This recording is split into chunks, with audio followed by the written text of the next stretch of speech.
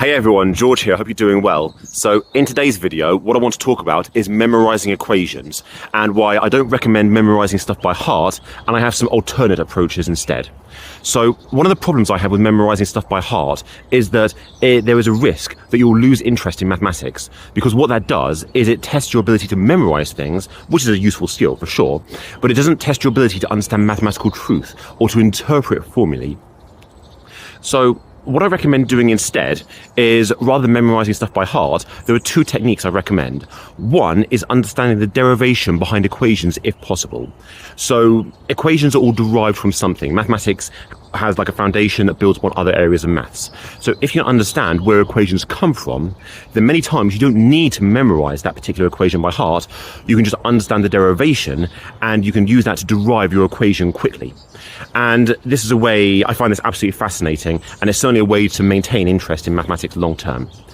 The other thing I recommend doing, which is something I did as an A-level student, is rather than memorizing stuff by heart, instead, I wrote down the equation every single time I used it.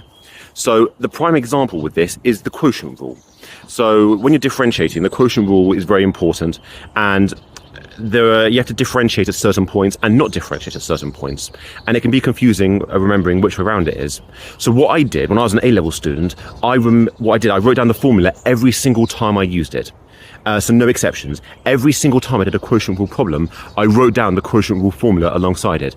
And over time, it sunk into my long-term memory. So not only did it maintain my interest in maths, it was ingrained into my long-term memory, and I was also practicing solving problems. So I was solving multiple issues by doing one particular action.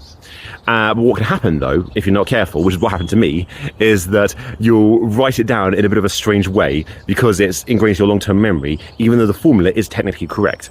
So what I'm going to do on the screen, I'm going to add two images. So one of these images is going to be the formal definition of the quotient rule. The other one is going to be how I ended up writing it because it was just ingrained into my long-term memory as an A-level student this way.